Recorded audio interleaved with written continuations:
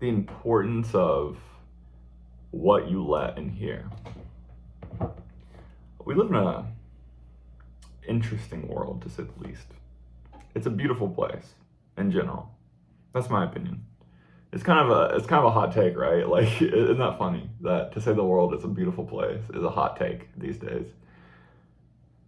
But it depends on how you look at it. You have to realize that there's 8 billion of us about in this entire world. And every single time something bad happens in between the 8 billion of us, every single time one bad thing happens to any of us 8 billion, all 8 billion of us know about it.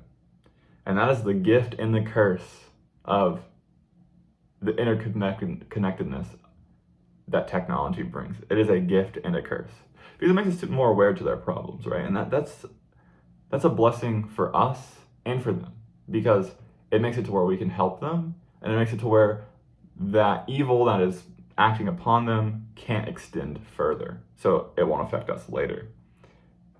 At the same time, though, your brain is corruptible. It is a biological system. Like, it can be chipped at and convinced and brainwashed into having an overall mood and perspective on the world around it. So, given that technology seems to have a strong bias towards negative headlines and negative news, it is very, very easy to fall under the assumption that the world on a whole is negative. And when that happens, when you're convinced that your world is negative, it is negative. Because all we are is our mind. All we are is our perception. You know, you see with these two eyes, and then that's the world. You don't actually have a real perspective on the entire world. You don't get to see every location. You only see your circle. You only see the things around you. And if you think that those things are bad, then they are bad. And if you think those things are good, then they are good. So you have to protect your domain in that sense. You can't let the evil kind of seep into your world. And it's so tricky. It's so clever in the way that it tries to seep in. You know, like you'll wake up in the morning, you'll look at your phone, headline about something bad that's happened. And you wake up to that. You wake up, your brain is like craving some input because it's just awoken. It's trying to figure out where the hell you are and what's going on. And then the first thing you see is that X bad thing happened. And so now that's your world. That's the world that you live in. You walk outside, you feel fear. That's because that's the emotion you woke up to. You know, you see a fellow human and you think about, instead of thinking about how you live in symbiosis with that human, you think like that human could hurt me. You think that human could take away from me in some way. But that's just not the case most of the time. Like almost all the time, that's not the case. Most people are just like you, and they strive for collaboration and mutual success. They strive for happiness.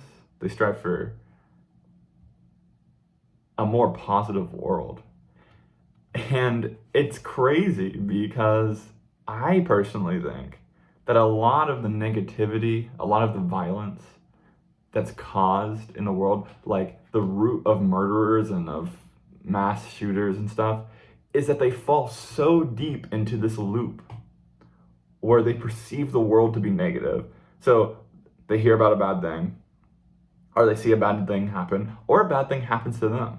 So then they wake up the next day, they look at the world as bad, because their emotion is at that point.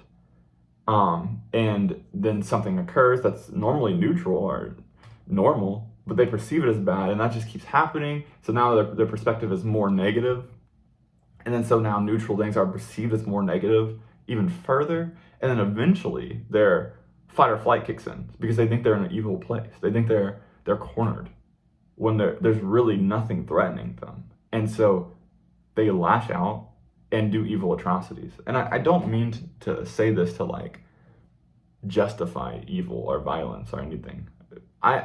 It's just that when human beings act in such ways, people that have will and thought and reason act in outlandish, unreasonable ways, I really wonder, like, I really try to understand why. Because I doubt that they think, oh, I'm doing this evilly. Like, and I know for a fact that there's been instances in history where evil people thought that they were right. And I just want to avoid that path myself because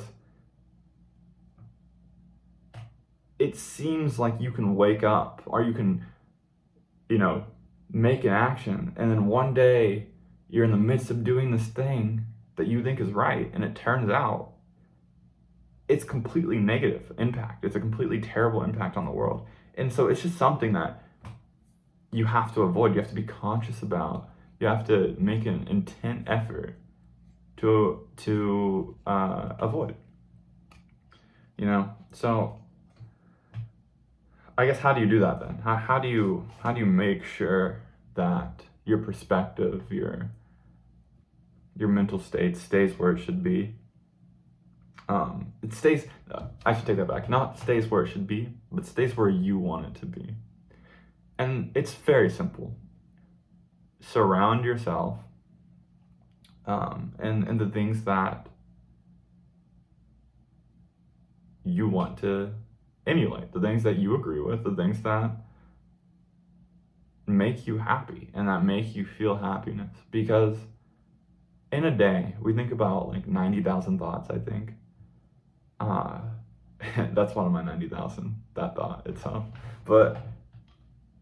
And those 90,000 thoughts are external. Like they're casted upon us, and then we get to decide what we do with them. So if you're casted with 70,000 negative thoughts and 20,000 positive thoughts, then of course you're going to be negative. Like that's going to be a bad day. You're going to feel like things are bad. You're going to react negatively to things because that is your world.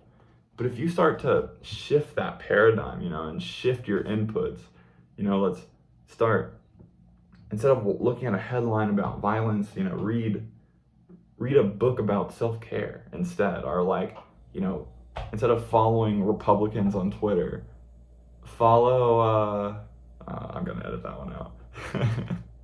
Instead of, following the opposing political party on Twitter, follow someone that draws cool paintings. Like these kind of ways to shift what you're focusing on makes such a huge difference at the end of the day. They make such a huge difference on your mood, and they make such a huge difference on your stress levels. And also, I just wanted to backtrack a little bit to one of the previous ideas. I just remembered this quote that I really like. Let me pull it up real quick. I don't want to botch it for you guys. It's a super simple quote, but I really, really like it. It was talking about, it's really to promote the idea of a routine. And the quote is, before enlightenment, chop wood, carry water. After enlightenment, chop wood, carry water. And it's just like, that quote is so simple and it's like so straightforward. It's hard to, it's easy to miss the meaning behind it. And it's like, you'll wake up one day and you'll be sure of yourself. You'll be enlightened. But it doesn't change what you did before you were enlightened and after you were enlightened. You have to act, and then you're able to think. of course you think about your action beforehand, you plan out what your action to be, you want it to be as, but you emulate, you act in the manner that you hope that you can become. And then you wake up one day and you are that person. So yeah, that, that plays into the routine, that plays into the positive thoughts, and just plays into figuring out what you want yourself to be and what place you want to have in this world. So yeah, guys, I have a lot of thoughts besides that, of course. A lot. I could go, an hour longer on each of these topics, honestly. But I'm curious to know what you guys think about any of the stuff I've said. I really just kind of want to open up the dialogue. I'm doing this for myself as much as I'm doing it for you guys because I want to learn from you. I want to see your thoughts. So yeah, feel free to, make a response video or comment, or honestly, any way you can contact me. You could email me if you want. I'll put my email in the bio. But yeah, guys, thanks for watching to the video. If you made it this far, that's kind of crazy. You listened to me rant for 40 minutes. And yeah, let me know if you want me to talk about anything else, because I'd be 100% down. I have a lot of opinions on a lot of different things, and they're constantly changing. So endless content in that regard, right? But yeah, guys, thanks, and until next time, good luck.